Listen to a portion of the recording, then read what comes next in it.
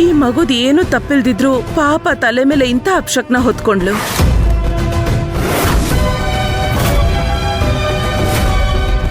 ಜನ ಅಂತೂ ಮಾತಾಡ್ಕೊಳ್ತಾರಲ್ವಾ, ಎಂಥ ಸೊಸೆ ಬಂದ್ಲಪ್ಪ, ಮನೇಲಿ ಯಾವ ಸಂತೋಷನೂ ನಡೀತಿಲ್ಲ ಅಂತ. ಇಲ್ಲ ಇಲ್ಲ ಅಮ್ಮಾಜಿ, ನಾನೀ ಮಾತು ಹೇಳ್ತಿಲ್ಲ.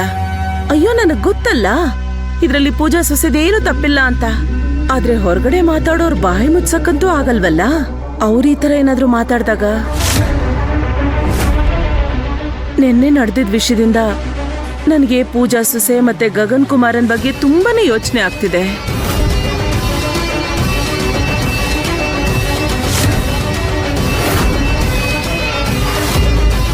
ಈಗಂತೂ ಆ ಹಾಳದವನು ಗ್ಯಾಸ್ ಅವನು ಬೇಗನೂ ಬರ್ತಾ ಇಲ್ಲ. ಗ್ಯಾಸ್ ಪೈಪ್ ರೆಡಿ ಮಾಡ್ಸೋಣ ಅಂದ್ರೆ.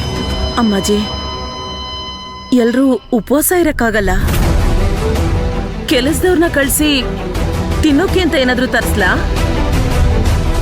ಈಗೇನು ಮಾಡಕ್ಕಾಗಲ್ವಲ್ಲ.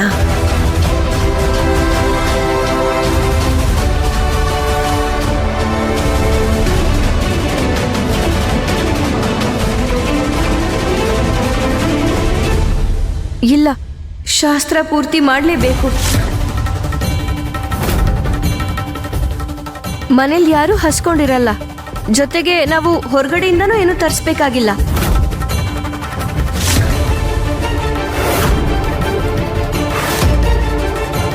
ಪೂಜಾ, ಅದ್ ಹೇಗಾಗತ್ತೆ?